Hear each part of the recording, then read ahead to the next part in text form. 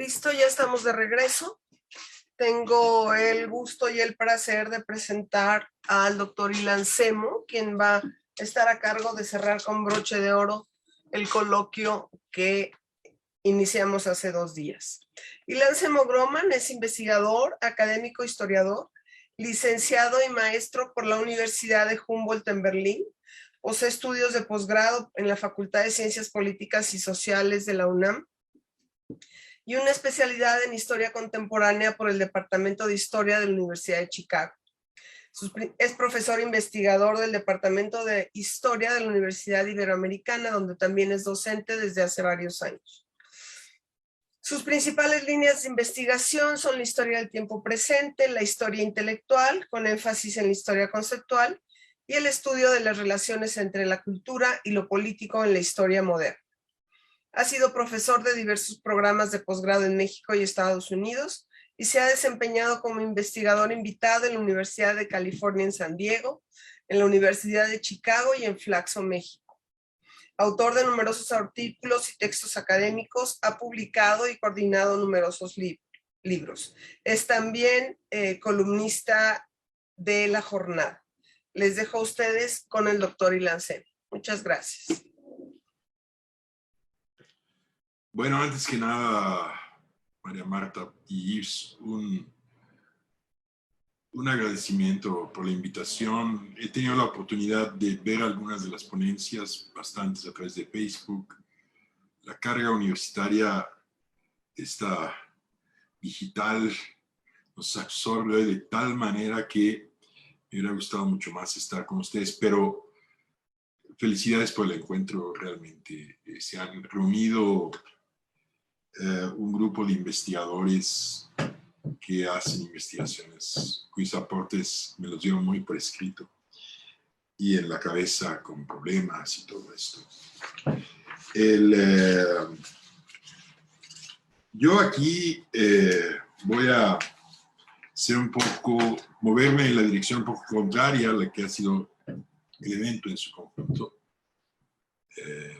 ya que me toca cerrar, a ver si no me agarran a jitomatazos después de haber hablado, porque yo quisiera hacer unas reflexiones más de carácter general, genéricas, para tratar de definir, o mejor dicho, redefinir algunos conceptos que nos permitan, a la luz de todas las preocupaciones que se han arrojado aquí en el encuentro, repensar no tanto los procesos de ilustración e independencia en su conjunto, sino la pregunta de qué categorías podrían de alguna manera ser la mesa donde todos esos fenómenos tan complejos, en los cuales el catolicismo del siglo XVIII y del siglo XVII está absolutamente presente, tanto en la ilustración novohispana como en el proceso de independencia. Y a su vez, los momentos más actuales de la condición moderna aparecen en esos procesos. ¿Cómo repensar ese mundo en donde el catolicismo tipo Suárez, Francisco Suárez, la Escuela de Salamanca, vuelve a estar radicalmente presente en nociones de comunidad, ciudadanía, etcétera? Esa fantástica escuela a la cual yo atribuiría el origen del concepto de ciudadano, por cierto, ni más ni menos. Y a la vez, ¿no?, la aparición, la emergencia de rasgos muy distintivos de la modernidad que se vive en ese momento, tanto en América Latina como en Europa y en Estados Unidos. Entonces, me disculpan por las generalizaciones, voy a tratar de proponerles algunas categorías, algunos problemas, para ver si logramos encontrar, como decía Foucault, la mesa donde todos esos fenómenos que parecen no tener conexión entre sí, porque eso es lo que a mí me da la impresión, ¿no? Siempre en el proceso primero del ocaso del orden novohispano, después del estallido, desde 1908, a partir de las rebeliones que desembocan en 1821 en la independencia, con tantas fugas, tantas direcciones del tiempo, tantas mentalidades entrecruzadas, etc. Si hay algún hilo que nos permita sugerir la idea de la presencia de algo que no es que los una, ni que los explique, ni que los identifique, sino que al menos podamos establecer una relación mínima entre ese fenómeno tan complejísimo en los órdenes del tiempo, en sus temporalidades, en sus politicidades, que fueron la ilustración novohispana y después el acontecimiento político que culminó con la independencia. Antes que nada, habría que decir que por lo menos hasta los años 40 del siglo XX, tres grandes generaciones de historiadores nos dejaron una visión pues muy banal sobre lo que fue la independencia. Me refiero a la generación de los historiadores del 57, tanto liberales como conservadores. Después a los historiadores positivistas del Porfiriato, todos grandes historiadores en términos de oficio, por supuesto, con grandes obras que seguimos leyendo no solo con interés y a nivel de información, sino incluso como grandes testimonios, testamentos de sus épocas.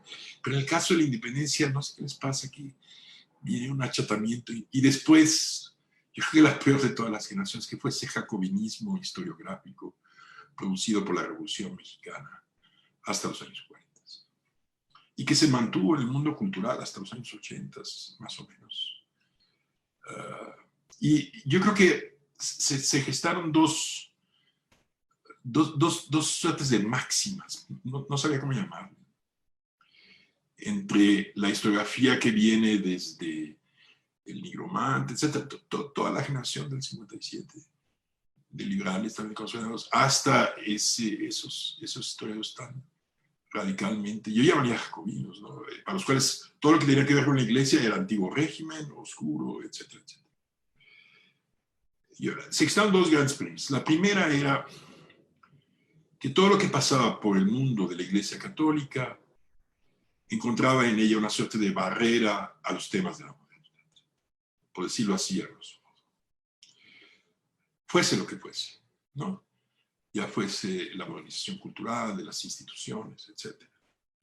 Y la segunda premisa, que derivaba inmediatamente de la primera, era que los protagonistas del primer momento de la independencia, desde 1808 hasta 1813, etc., pues dado que no habrían encontrado en su mundo las inspiraciones, las lógicas, los lenguajes, los motivos, para dar cuerpo a lo que sería la rebelión de 1810, habrían encontrado en Rousseau, en Voltaire, bueno, no quiero mencionarlo, pero hubo quienes hasta encontraron a Robespierre en las páginas de Morel, una cosa muy, muy especial, lo que produjo esa historiografía de los años 40 para atrás, ¿no? Obviamente muy ideológica, insisto en su jacobinismo, y que, bueno, nos dejó un punto de partida para criticar, pero muy poco en realidad. Y en los años 50 viene un quiebre, por supuesto, viene un quiebre. Las obras de Villoro, de tantos historiadores, de Ortega y Medina, por supuesto, que hacen una revisión radical de ambas premisas. Y la revisión, sobre todo en el libro de Villoro, que para mí es absolutamente axial, que es el que cambia la historiografía de la independencia. Lo que encuentra Villoro es que en realidad los lenguajes, las ideas, los conceptos, las afinidades en las cuales se mueve la ilustración novohispana en la primera década del siglo XIX, tienen su consumación en la tradición española liberal que se consagra en Cádiz.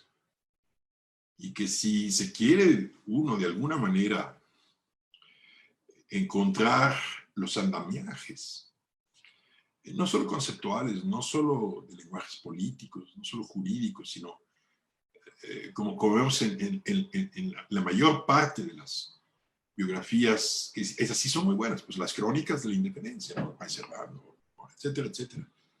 Que si queremos encontrar esos andamiajes, debemos hurgar mucho más en el mundo español de finales del siglo XVIII y principios del siglo XIX. ¿No? A la hora de hablar, por ejemplo, del primer liberalismo mexicano, hay que meditar mucho más en el liberalismo de Cádiz que en cualquier otra cosa. Ahora, el liberalismo de Cádiz tiene dos premisas. Bueno, y las generaciones de historiadores que siguieron en los años 60, después las actuales, Ávila y todos ellos, con mucha razón han hincado los dientes en esa relación y han tratado de explorar sus relaciones de manera extraordinaria y han producido obras magníficas, ¿no? Pero el liberalismo de Cádiz tiene dos premisas que en nuestra historiografía se entienden a veces poco. En esa historiografía más reciente. Es decir, lo que hizo muy bien esa historiografía fue decir, no, ahí no andan Rousseau, tampoco está Voltaire, nada, hay que voltear a Jovellanos, hay que voltear a ese mundo, porque no solo en términos de producción de una cultura, es decir, hay que entender que una revolución como la de Cádiz, una revolución como la independencia mexicana, necesita décadas de preparación, no de preparación, sino de evolución de lenguajes, de conceptos que van para atrás, para adelante. Esas cosas no suceden súbitamente, en absoluto, en absoluto, ¿no? Chartres decía que los lenguajes de la Revolución Francesa requirieron 100 años en armarse, más o menos, ¿no? No son cosas tan sencillas, pues, ¿no? Y lo mismo creo yo Cádiz y lo que pasó en México después de 1808. Ahora, en esta nueva historiografía que hace las cosas muy bien,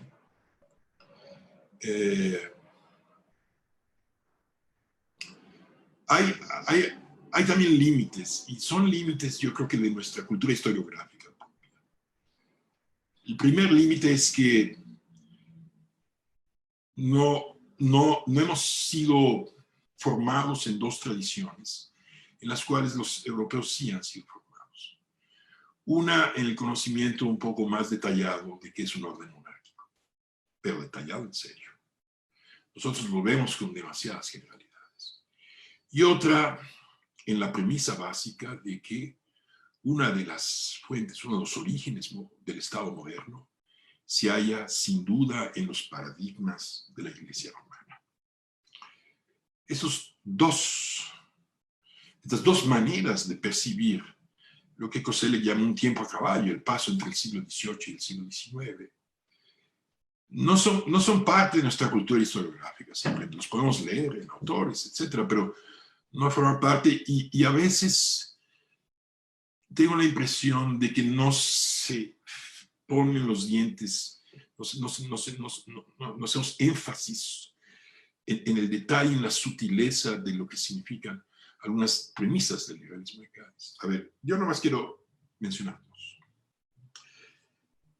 Obviamente, Cádiz lo que propone es una monarquía constitucional. Y una monarquía constitucional en el siglo XIX no es una monarquía a secas. Es una monarquía que está regida ya por la división de poderes. Es una monarquía que ve su soberanía ya no en el rey, sino que empieza a aparecer el concepto del pueblo, la soberanía popular, regida por un gobierno que se elige, etcétera, etcétera. Porque a veces me da la impresión, ¿no?, de que la tesis de O'Gorman, esa de monarquía o república, la achatamos demasiado. Sí, el conjunto de Europa en el siglo XIX busca imitar el caso inglés, no el caso francés, el caso inglés. Y el caso inglés es el caso del paradigma de una monarquía constitucional, por supuesto, desde el siglo XVII. Un caso inimitable, porque es un caso finalmente de un Estado que devino un heredero de la tradición protestante, al menos inimitable para ninguno de los países latinos. Pero como paradigma general, ¿verdad?, un paradigma que conciliaba ¿verdad?, a la tradición monárquica con la tradición moderna de government by discussion, government by debate, que es el origen de la razón para Locke y para todos los liberales iniciales ingleses y después para Hume, e incluso para Kant. Y yo creo que la mayor parte de lo que sucede entre lo que se llaman los precursores de la independencia y después la lógica de la independencia misma. Las grandes aguas del consenso buscan desde 1812 algo así, algo como en lo que acabó 1820, precisamente el plan de Ayala, después 1821. ¿No? La propuesta de conciliar estas dos formas de gobierno como salida ya en 1821 a una guerra que parecía interminable y que fue, al menos como solución para salir de esa guerra, idóneo, así fuese, tan solo por 2 años, encabezada por Iturbide, etcétera, etcétera. La otra máxima es este liberalismo casi confesional de Cádiz, donde el cuerpo de la nación es a su vez el cuerpo eclesiástico, una nación que se reclama a sí misma como católica en exclusividad. Eso no pasa ni en Francia, no pasa en Alemania, no pasa en Inglaterra, no pasa en ningún lugar una cosa por esto. Eso pasa en España y pasa en las Américas. Lo cual trae consigo una soberanía dividida, por supuesto. Porque si por una parte tienes un Estado que reclama una soberanía popular y tienes una iglesia que reclama una soberanía a sus feligreses, entonces viene el momento de construir realidades que para mi gusto no hemos sabido cómo enunciar todavía. No hemos desarrollado las categorías que nos permitan, lo decía Carlos, para los indígenas, yo lo veo más dramático para el caso de la ilustración no hispana, la independencia. Por cierto, un pequeño paréntesis, ¿eh? Para todas estas generaciones nuevas, post-Villoro, porque ese libro me parece fundamental, ¿no?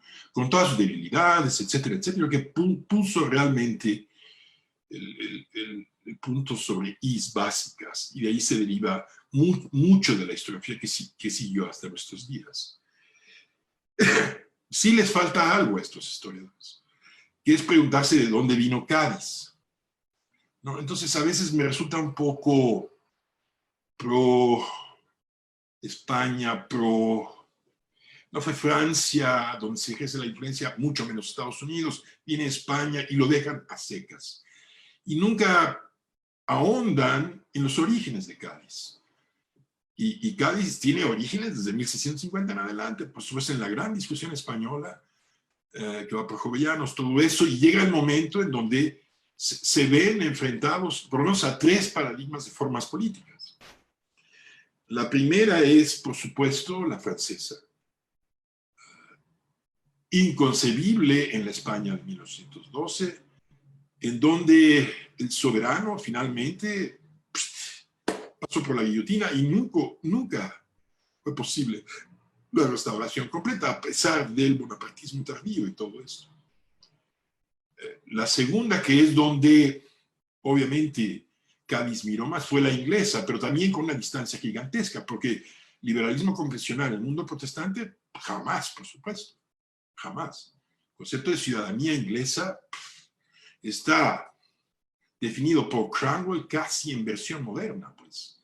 No necesita muchos aditamentos, y menos los religiosos, ¿no? Entonces, tenemos una ilustración novohispana, y Cádiz se mueve, y yo creo que eso, los historiadores deberían preocuparse mucho más de eso, porque los conceptos, como dice el buen Reinhard Koselleck, no tienen patria, circulan. No tienen patria, no tiene ningún sentido estar diciendo no, venimos de Francia, venimos de España. Eso no. Tiene sentido para la operación, por supuesto, de la guerra institucional, porque se identifican con España. Para eso tiene sentido. Pero para forjar categorías que nos permitan encontrar ese hilo conductor, lo dudo, porque los conceptos solo tienen sentido, como decía muy bien el que habló ayer, este último, Mijangos. Los conceptos, los términos, los lenguajes políticos solo tienen sentido en el momento en que son empleados, en su devenir explícito. Ningún concepto adquiere su fuerza a partir de su historia. Todo concepto tiene una historia, pero no adquiere su fuerza por el hecho de que tenga una historia muy antigua. ¿Ok? Y yo creo que al no preguntar de dónde viene Cáliz, se entra un poco en una fantasmagoría hispana, en fin.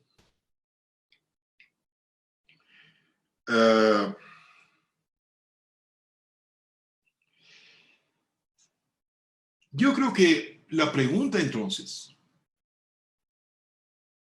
es por la singularidad, la especificidad de la ilustración no hispana y del proceso, por supuesto, de modernización que sigue.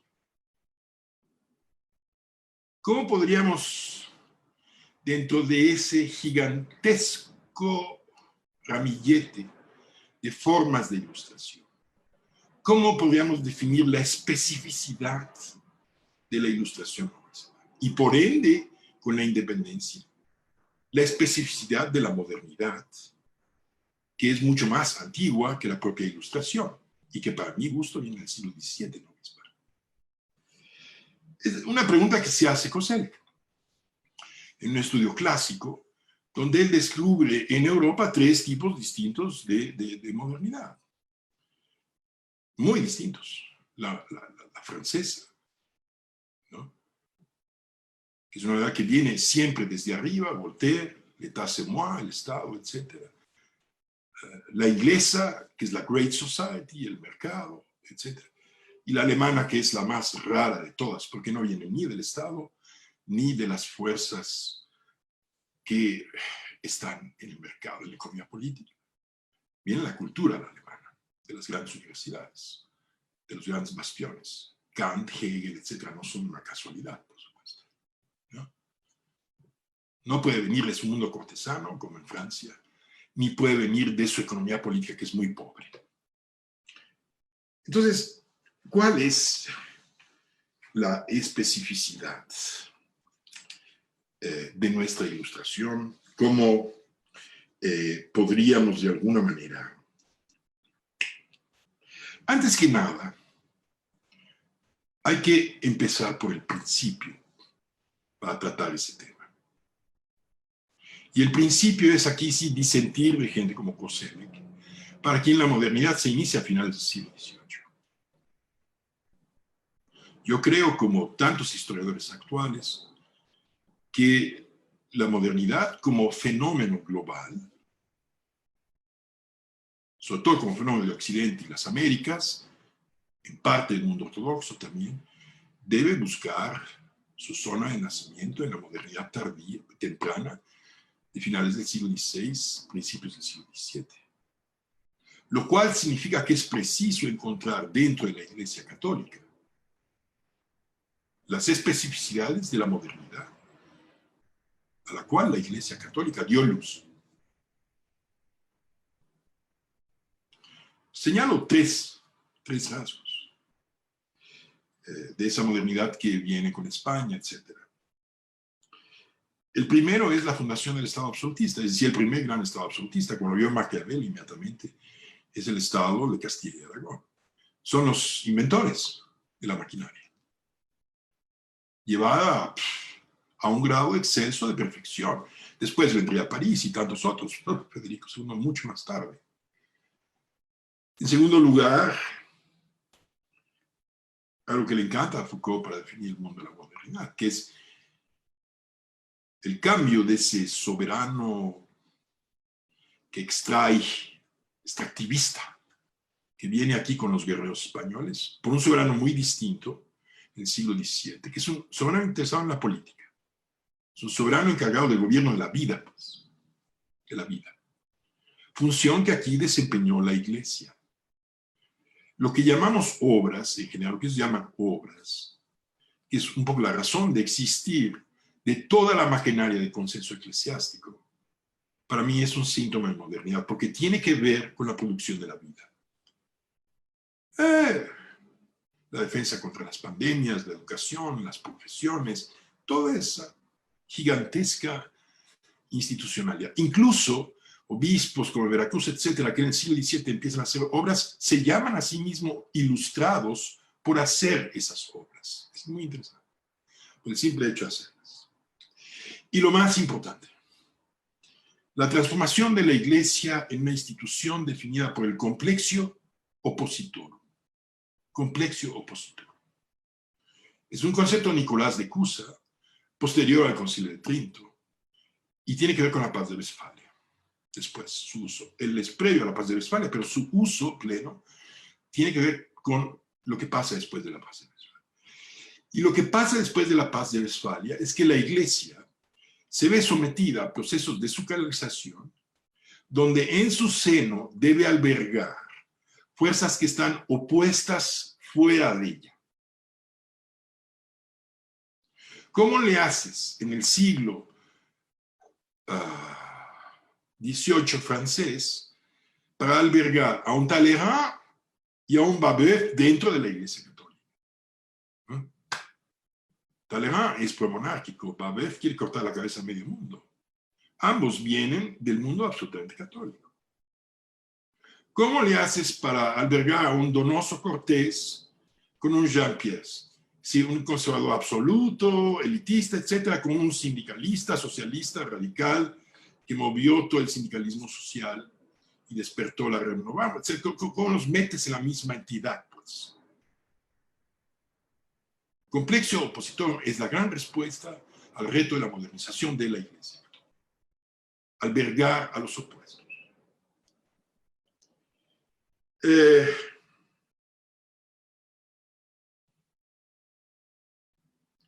Creo yo que y voy a comenzar por la definición general, la mejor manera de definir nuestra ilustración viene de un concepto que para mi gusto elaboró Bolívar Echeverría, aunque no en el sentido en que lo voy a usar, y es que el barroco y la modernidad tienen algo que ver en nuestras situaciones. Y tal vez nos hallamos frente a una ilustración barroca. Así como hay una ilustración vertical, una ilustración donde el sol ilumina desde Luis XIV, hay una ilustración desde abajo, on the civil society, ¿no? La inglesa. Aquí hay una muy distinta, y es una ilustración barroca. Y por ende, tal vez, el propio proceso de modernización podría ser identificado como un proceso de modernización también barroco. Yo creo que no hay... Cuando se estudian, por ejemplo, del caso Hidalgo, de Morelos, o incluso quienes vienen produciendo desde el siglo XVIII, perdón, final del siglo XVIII, ni hablar de clavijero, etcétera, etcétera. Son, sin duda, hay un mundo ilustrado muy propio, muy propio. ¿No? En el caso del clavijero tienes una forma de escritura de la historia que no le pide nada a Herbert. Y sin embargo, todavía piensa en problemas como el final apocalíptico, el juicio final, la presencia del demonio, etcétera, van juntos de la mano. Es obvio, como dice Luis Villoro, que el horizonte de expectativas ha cambiado. Ese futuro prácticamente apocalíptico que trae la Iglesia se modifica rápidamente a principios del siglo XIX. Y se abre un futuro, un horizonte de expectativas, donde hay un futuro que está a la mano. Y esto forma parte no de la ideología ni de los lenguajes, sino de los sentimientos de los párrocos que participan dentro del proceso de independencia, en el clero bajo y algunos de sus dirigentes. Es un horizonte de expectativas que totalmente secular, ¿no? Entonces, aparece finalmente este tipo de religioso que tiene un lenguaje específico para el século, específico. Sin dejar su tradición anterior, como el caso de Hidalgo y el caso de Morelos. Mucho más el caso de Morelos, por supuesto. Y lo fundamental, eso lo puedes ver, eso sí, en los protagonistas de la guerra, como en Fray Servando y tantos otros. que es el principio de la simultaneidad de lo no simultáneo. Lo que hacen los escritos, por ejemplo, tipo Fray Servando, es volver el proceso de independencia, dar una simultaneidad a través del relato, con algo que no es de ninguna manera simultáneo, que son los procesos muy típicos de modernización de Occidente. Todo eso nos habla, sin duda, de una ilustración profunda nuestra no hispana, pero eso siempre está ligado, ¿no?, a lo que pasa en Cádiz, y es donde viene la parte barroca, porque la parte barroca viene de la presencia definitiva de la Iglesia como inspiración, como fuerza y como potencia de la formación de la nación. Esas tres cosas. No solo como gran productora de imaginarios, etcétera, etcétera, ¿no?, sino algo muchísimo más. Entonces, estas dos, para mi gusto, producen el carácter barroco que adquiere el proceso de independencia mexicano, desde el principio.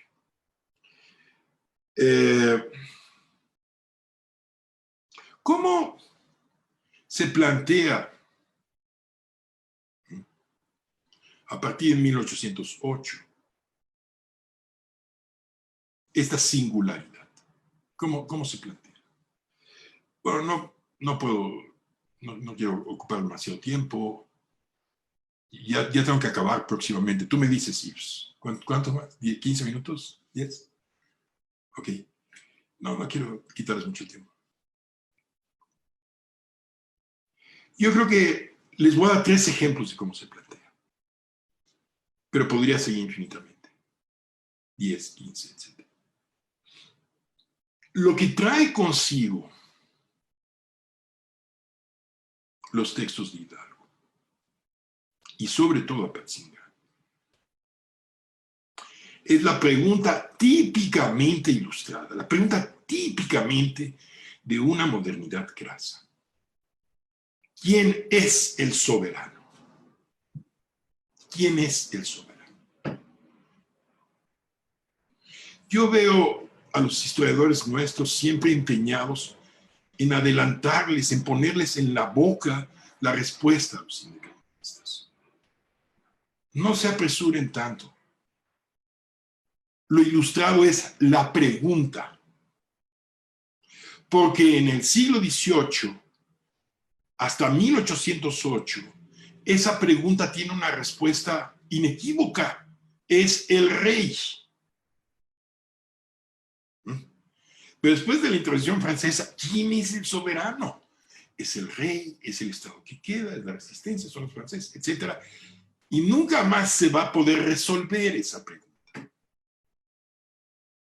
Porque lo característico de la modernidad es que esa pregunta no tiene solución definitiva en la modernidad. No la tiene hoy. ¿Quién es el soberano? A ver. En el siglo XIX, ¿quién es? Es el capitalismo, la burocracia. Es decir, la sociología y la historia han desperdigado respuestas para tratar de detectar quién es el soberano de la modernidad. Por eso nos pasamos peleando todo el tiempo, ¿no? Es decir, cuando una sociedad se hace la pregunta, significa que ha entrado en un proceso radical de modernización, según el texto de Kant de qué es la ilustración. Porque ¿qué es la ilustración? Es muy sencillo, dice Kant. Son gente que se hace todo el tiempo la pregunta, ¿quién me gobierna? ¿Cómo me gobierna? ¿Y qué hago frente a eso? Y quién me gobierna significa que otro me podría gobernar. Cuando esa pregunta invade a toda una sociedad, cuando abandona el mundo de los letrados y se vuelve parte de los ejércitos insurgentes, parte de la propia iglesia, pero no por curiosidad intelectual, sino porque un orden se está cayendo, y es el orden monárquico. Y si el orden donde el soberano era identificable es sustituido por un orden donde hay que ver, a ver, la mejor de las soluciones, entonces estás en el umbral que te ha colocado el mundo moderno. Cuando la pregunta se hace por el conjunto de la sociedad. 2.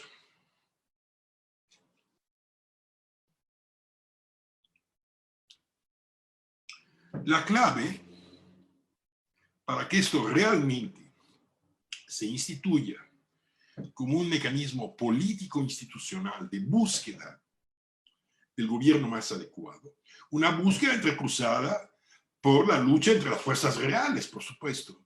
No es una búsqueda que nos salga de las cabezas, pues, ¿no? Como pasó a lo largo de toda la independencia.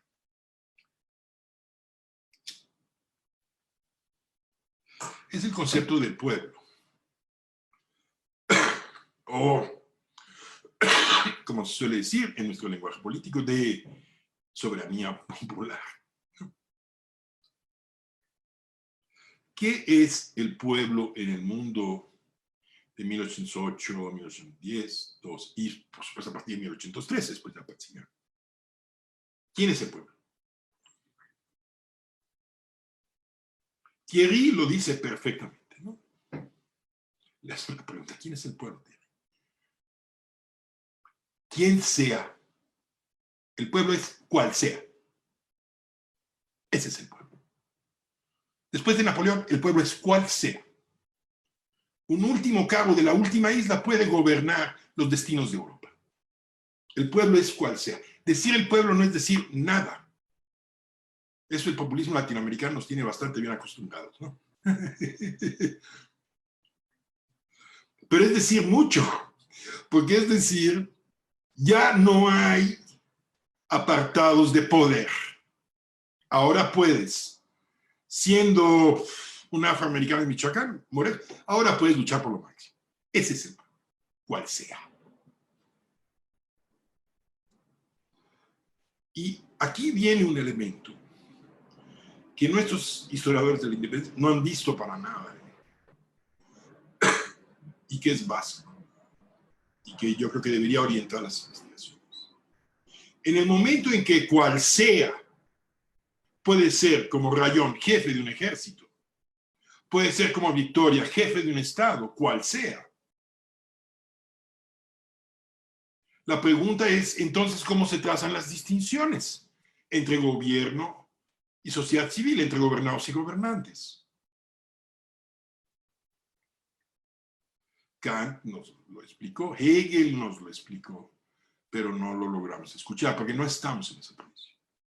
Y la palabra es Bildung, cultura. Bildung.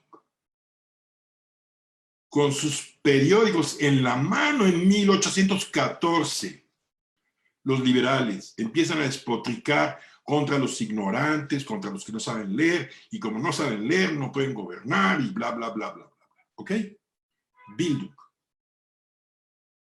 El tema de Bildung es fundamental en la independencia, porque a través de la distinción del pueblo en quienes tienen capacidad de leer, en quienes tienen capital, en quienes tienen propiedad, en quienes tienen familia, y quienes no, se establece la nueva distinción entre gobernados y gobernantes. Toda esta parte se nos ha escapado, pero es una parte absolutamente fundamental para entender los lenguajes en los cuales se mueve nuestra modernidad barroca, porque ahí es donde entra exactamente la parte, ¿verdad?, que viene del siglo XVII y viene del siglo XVIII. Esa parte no solo entra en el problema de Bildung, que es la categoría alemana que se usa, formación, también se usa cultura, etcétera, etcétera, como elemento constitutivo de la diferencia entre la política y quienes están fuera de ella, incluso durante la propia guerra, pues. Lo segundo es que,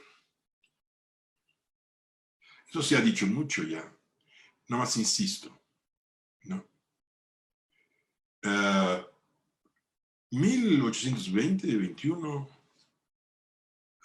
son los años donde se fragua el pacto aproximado que lleva a suscribir la posibilidad de la independencia.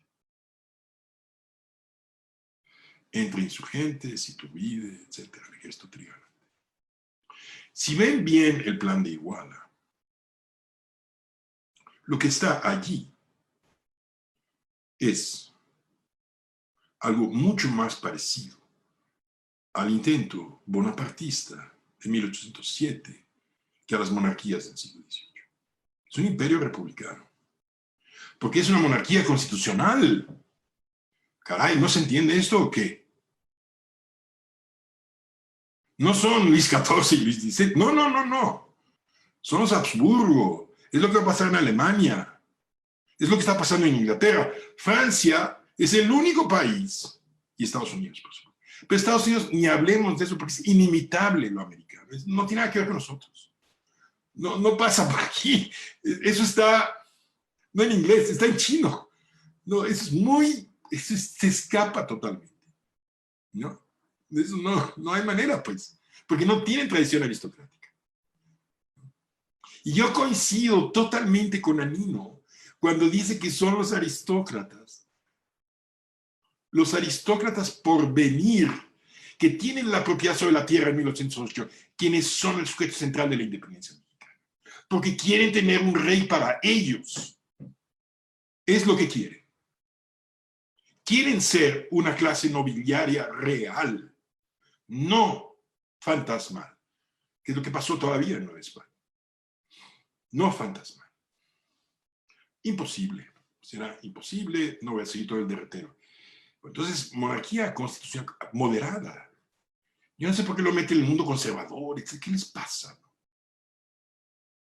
Conservador, Iturbide en 17. Vaya. Pero en 20, no. Nunca. Para nada. Quitando los diezmos a la iglesia, ¿un conservador hace eso? Por favor. Por favor. Para sostener a su tropa, no me contes. 2. El tercer punto del plan. Es un plan de ciudadanización. Se acaban los estamentos. No más castas raciales. Los derechos son para todos. Por supuesto que por escrito, pues. Pero también fueron por escrito en 1793, en la Revolución Francesa. Y siguieron estando por escrito hasta el siglo XX, digamos, ¿no? No es que los artesanos de París obtuvieron sus derechos en 1794, ¿verdad? Tuvieron que luchar bastante hasta la Comuna. Y pasó mucho tiempo antes de que lo escrito y lo que estuviera en la vida tuviese alguna concordancia. Pero el escrito es fundamental. Porque lo escrito es la promesa y es el horizonte de expectativas. Constitucionalismo. Basta con esos dos momentos del plan igual para hacer una revisión completa de esta modernidad barroca. Porque lo que sí es cierto, yo no estoy de acuerdo con el colega que dijo muy originalmente que en 1920 era una revolución clerical, dijo, ¿no? Se le pasó un poquito de mano. No, es la revolución del complejo opositor, no clerical. Clericalismo es la idea de que los sacerdotes pueden tomar en sus manos el Estado en conjunto de un lugar. Esto es clericalismo del siglo XII. No ha cambiado mucho. Nunca hemos tenido clericalismo en México. No conozco un solo momento.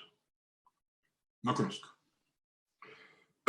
En Francia, por eso corrió tanta sangre, pues. No, porque le dicen malo a Robespierre, pero tienes que ver quién estaba enfrente de Robespierre. Esto no pasó aquí. Es un complejo opositor. Es alguien que quiere formar no un Estado clerical, sino una república católica, que es un concepto que deberíamos ya empezar a tratar con mucho más cuidado. Con Antón han previsto el concepto, pero esto debería ya merecer mucho más estudios, mucho más elaboraciones, porque, digo, una república donde tienes que ser católico, para ser parte de esa república, ya dice mucho de eso. Ni hablar los fueros, etcétera, etcétera. Ilan, Ya voy a acabar. Un minuto más. Yes. Perfecto, gracias.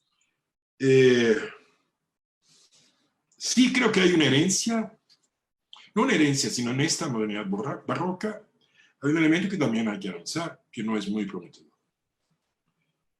La manera en cómo se instala el mundo eclesiástico dentro del nuevo gobierno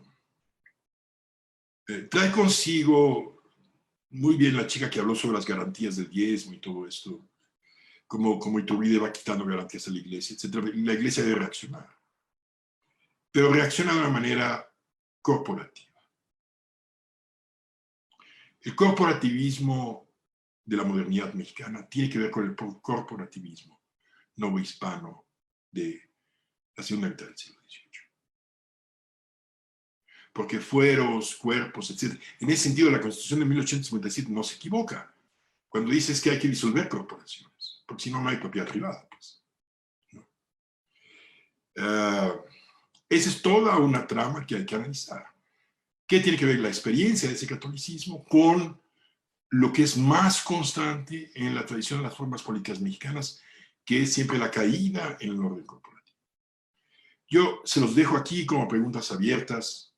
Los felicito por su encuentro. Gracias. Gracias. Gracias a ti. Voy a darle la palabra a las personas que están en el Zoom, pero aprovechando que yo abrí mi micrófono, voy a empezar yo. Claro. Hay dos conceptos, Ilan, que me hacen mucho ruido. Dos cosas que dijiste. Primero, una república católica, cuando lo que se ha planteado casi siempre es una monarquía católica, ¿no? Y otra, que en México no ha habido clericalismo.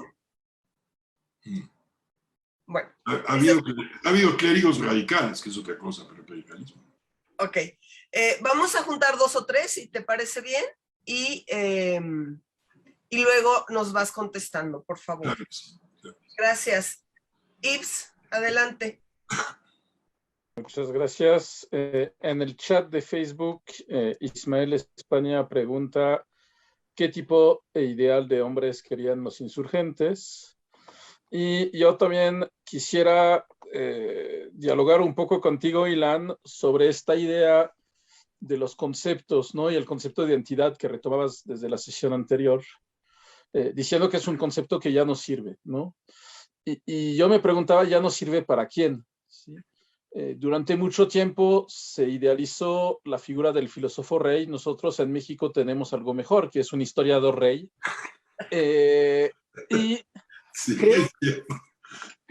creo que aquí la cuestión de la identidad justo entra dentro de esa construcción del Estado. Vamos, algo que me impactó mucho en el evento que sucedió el 27 en la tarde, fue la manera en la cual todo el aparato militar retoma la noción de transformación. Vamos, dentro de la narrativa.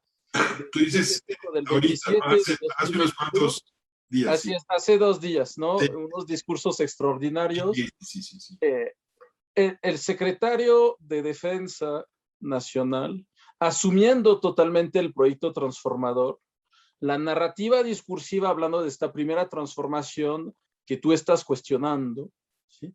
Y el papel de las élites. Vamos, a mí me sorprende mucho como todavía en 2021 tenemos múltiples Méxicos, ¿no? Vamos, tú mismo a nivel conceptual decías los mexicanos que están en Estados Unidos, ¿no? Como si fuera una idea de nación.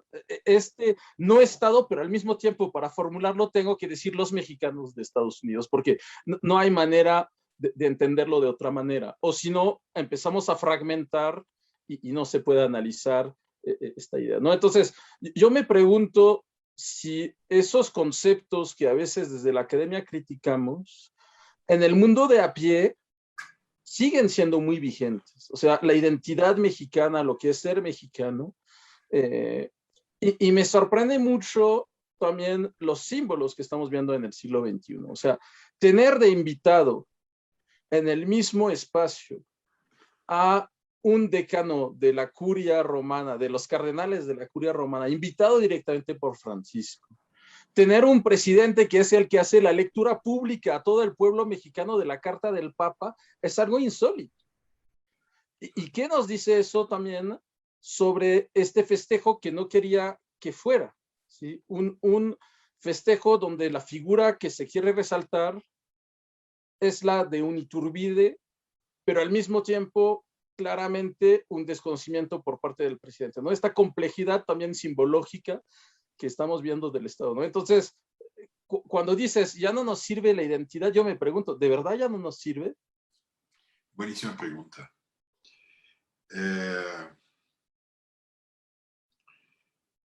Yo creo que lo que estamos es en busca de un lazo más que de una identidad.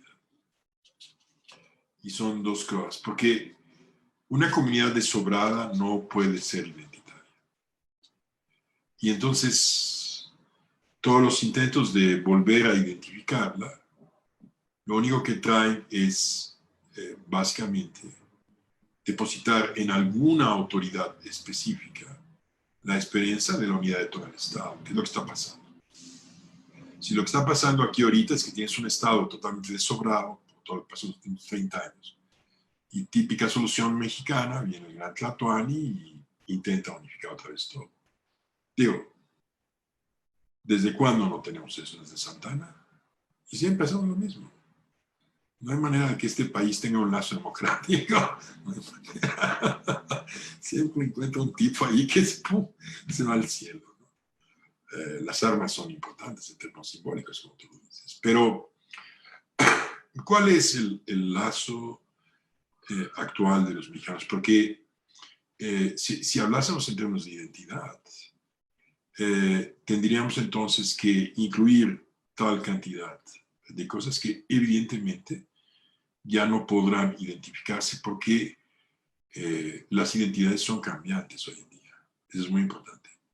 Y son cambiantes porque los principios que fijan una identidad cambian con mucho más rapidez que lo que le lleva a esa identidad establecerse como forma de conducción de vida. Es decir, después del observador no sé quién venga, pero vas a ver que todo es otro. ¿Sí me entiendes?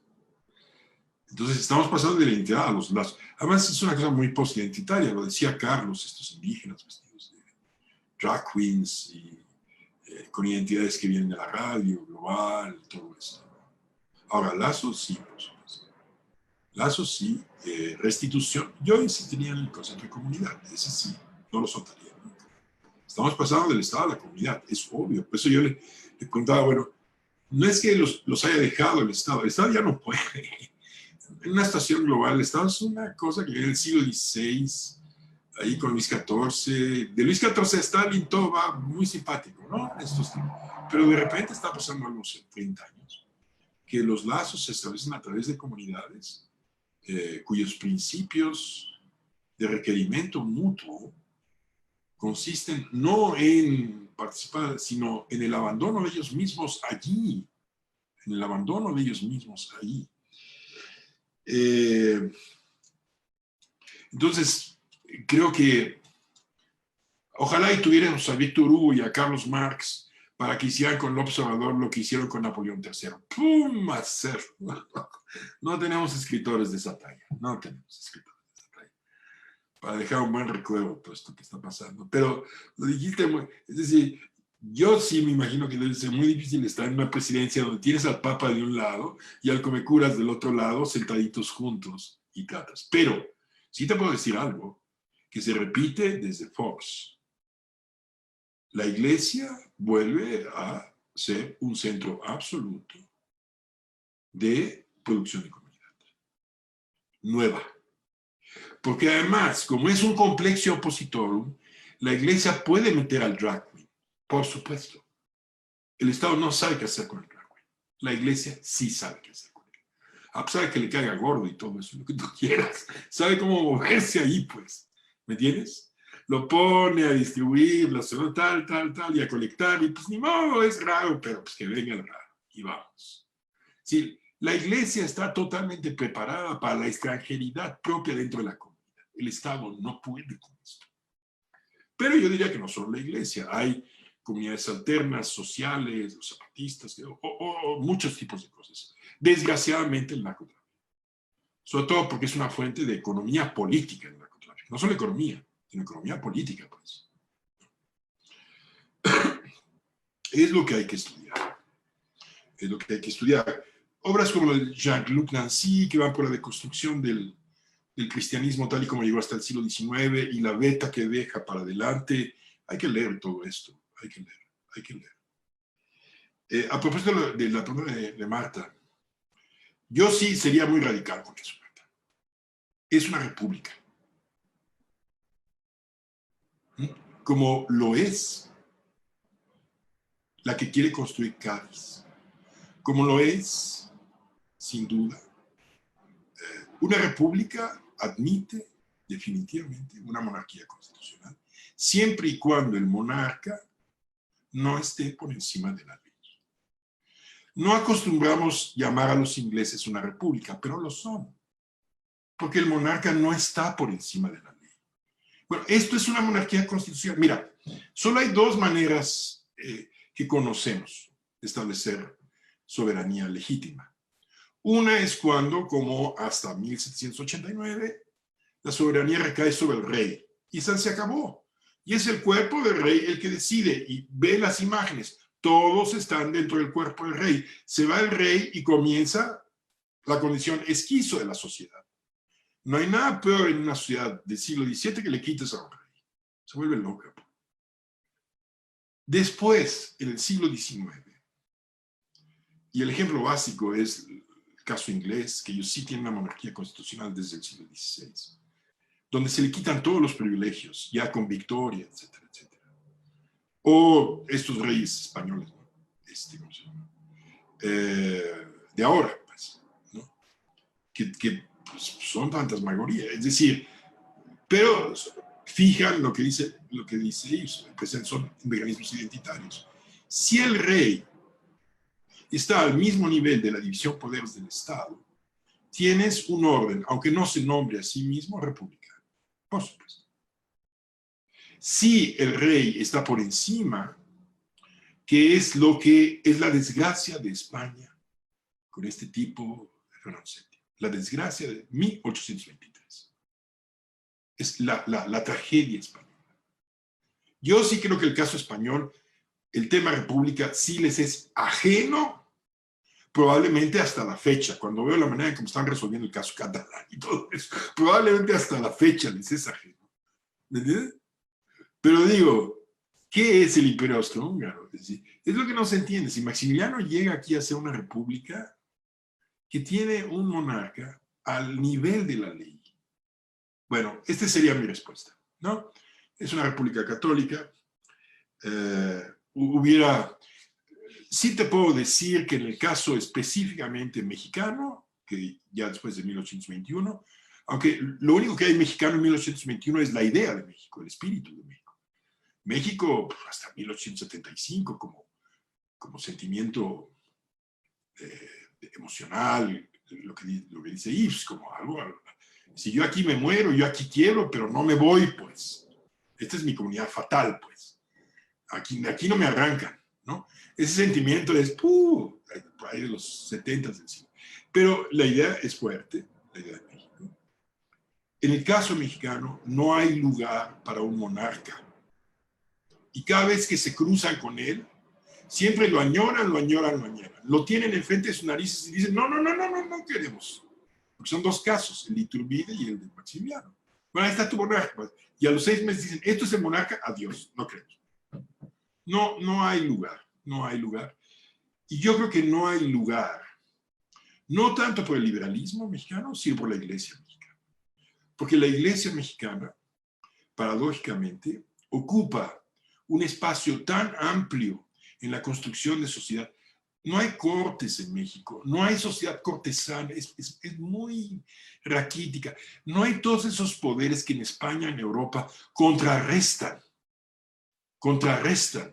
a la iglesia. Aquí, los espacios que cubren la iglesia son muy muy vastos, pues, y no me refiero solo al dinero, me refiero a la vida cotidiana, a la condición de la vida, los valores, etcétera, ¿no? Yo insistiría. Bueno, y después de 1823, ya, es una república católica, pero es un imperio republicano, lo que está en la cabeza de Iturbide. En la cabeza de Iturbide está el Napoleón de 1807, no Luis XVI. Y eso nuestros historiadores no lo entienden, porque yo digo que no conocen las sutilezas del mundo monárquico. Hay que conocer las sutilezas. Tal vez haya que haber nacido en un país donde hubo monarquías para conocer una otra versión, como hasta dónde, etc. ¿No? Nos falta mucho, mucho en desobrar ese blanco y negro de monarquía-república. Es mucho más complicado. ¿Y qué pensaban, por último, los insurgentes? Los insurgentes pensaban en que si no hacían la independencia se les venía el apocalipsis, por supuesto. Yo no creo que sean milenaristas, pero tienen mucho miedo. Mucho miedo. Y eso es lo que promueve la Iglesia, para impedir la rebelión. Yo creo que a nivel de insurgentes de pie, no los ilustrados, no los letrados, que no Bustamante, no Rayón, la gente que desde los pueblos se arma y lucha. Si no hacen la independencia es el apocalipsis, o si la hacen también es el apocalipsis. No hemos estudiado las narrativas de juicio final, etcétera, etcétera, ¿no? No sabemos cómo es la relación de independencia. Todo esto del milenarismo se lo pueden llevar. Es un invento gringo eso. No, milenarismo. Ve lo que es Thomas Münzer. Ve lo que es el Dritte Reich, para que veas lo que es milenarismo. Yo no conozco eso en México. Aquí la vida dura un sexenio, por favor. ¿Cuál milenarismo? ¿De dónde vas a sacar? Por favor, give me a break. Pero el sentimiento de que nos lleva a la fregada, ese sí, por supuesto. Ese sí, y no nos investiga la relación independencia, juicio final, eso no. Y está datado en las pinturas, está datado en el Periquillo Sarmiento, el romanticismo mexicano, que es el gran secularizador de la vida mexicana.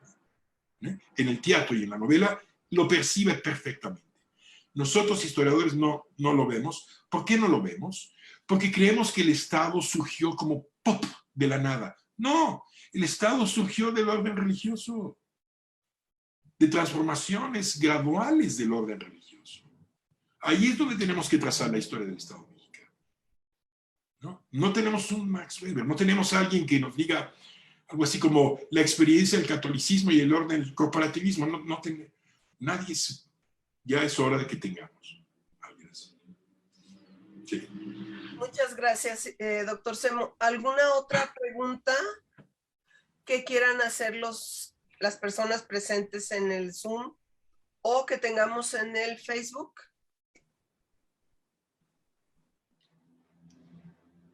Creo que no, ¿verdad? Muy bien. Bueno. Muchísimas gracias, Ilan. Felicidades. Yo creo que, como dices, ¿no? Lanzas más preguntas. Sí, son puras preguntas, ¿sí? Ahorita a lo mejor, ahorita están escuchando, ¿no? Los festejos aquí en la zona poniente de la ciudad, donde sí, cada vez que hay santos, se ve que el México secularizado no ha pasado, ¿no? Por eso no ha pasado esto que mencionas de Bolívar Echeverría y el barroco mexicano, creo que es una pista también que hay que explorar más. Hay que explorar más. Hay que explorar más. Bueno, pues muchas gracias, y los felicito por el encuentro. Gracias a todos. Vamos a cerrar en Facebook. No te vayas todavía, Ilan. No, aquí estoy. Vamos a cerrar la transmisión en Facebook. Muchísimas gracias a todos los que nos acompañaron desde Facebook, aquí en Zoom. Queremos agradecer en particular mucho a Daniel de la Asociación Interdisciplinaria de Estudios de Historia de México, a todos los miembros de esta asociación, al Departamento de Historia también de la Universidad Iberoamericana y a todos los ponentes, ¿no? Muchísimas gracias a todos ustedes y un especial agradecimiento a la doctora Marta Pacheco sí, y Elsa Aguilar, que han permitido la organización de este coloquio. Muchísimas gracias a todos. Hasta luego. Gracias.